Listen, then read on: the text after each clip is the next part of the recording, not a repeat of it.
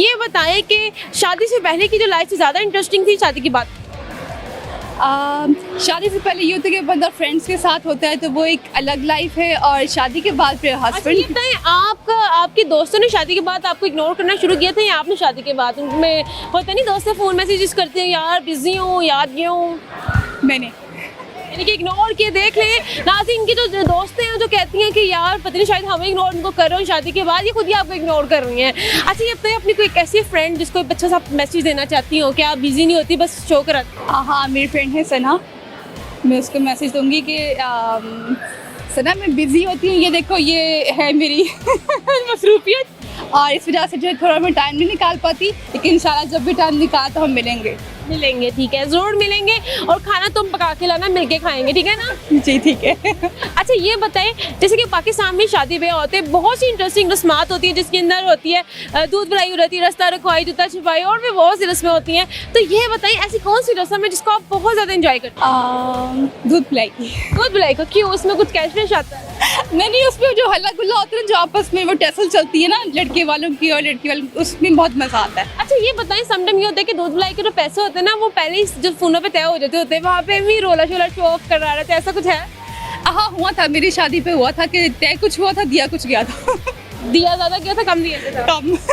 अच्छा यानी कि तय, अच्छा कुछ में ये होता है कि तय पहले फोनों पे कर लेते जाके इनके मौके के ऊपर ये ना लड़ाई झगड़े हो जाए, क्योंकि ऐसी बहुत सी न्यूज़ें सुनने को मिलते हैं कि साली ने और साले वो बंदे की जो है ना, उधर उसकी लड़की के शोहर के आपस में लड़ाई हो गई और सिर्फ दूध पिलाई की रस्म पे, तो जो पेरेंट्स होते हैं वो त्यागता नहीं, कोशिश करते हैं कि डन कर लें, तो आपको तो उससे भी कम मिली थी? नहीं, 50 कहा था तो 25 दी थी, तो वो उन्होंने फिर कर लिया था आपस में जो है। लाया फिर उन्हें चुप भी कर देना था, क्या कि कोई न्यूज़ मिल ही गया था, बस ठीक है। ये पता है गुस्सा आया था कि यार मेरे बंदे ने पहली ज़ुबान ही गलत बयानी की है? नहीं, उनकी सालियों को ज़्यादा गुस्सा आया था कि कहा हमें 50 था और दिया हमें 25 है, तो इसलिए।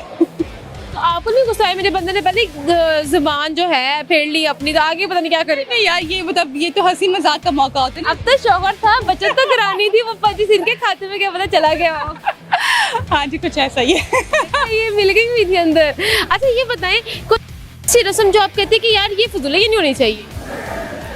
हाँ, वैसे मतलब निकाह के बाद डायरेक्ट वलीमा होना चाहिए, जहाँ तक मेरा ख्याल है। ये मतलब मेहंदी होगी, उपटन होगी, इन चीज़ों को वो जो आजकल जो ट्रेंड चल रहा है ना शहंदी वाला, उसमें वो ठीक है कि जी आजकल तो पहले क्वाली नाइट, फिर उसके बाद ब्राइडल शावर, फिर ढोल की, फिर मेहंदी, और फिर ये फजूल रस्में हैं। ये बाकी मतलब ये मिडिल क्लास तो आजकल शायद मतलब ये नहीं करते होंगे, लेकिन जो बहुत हाई फाई लेवल पे जाके जो है ना, ये चीज़ें चलो फिर भी थोड़ी सी काउंट करती है, लेकिन ये नहीं होनी चाहिए जहाँ तक मेरा ख्याल है। क्यों ना होने की वजह? तब ये फजूल खर्ची है और तो कुछ नहीं, मतलब एक जो क्वाली नाइट की जाती है, उसके अलावा जो ब्राइडल शावर का जो कॉन्सेप्ट आ गया है अरे ये गलत है। ठीक है, आपको अपनी खुशी मनानी है, आप आपस में बनाए ना, मतलब मेरे नज़दीक ये चीज़ें शो ऑफ होती हैं।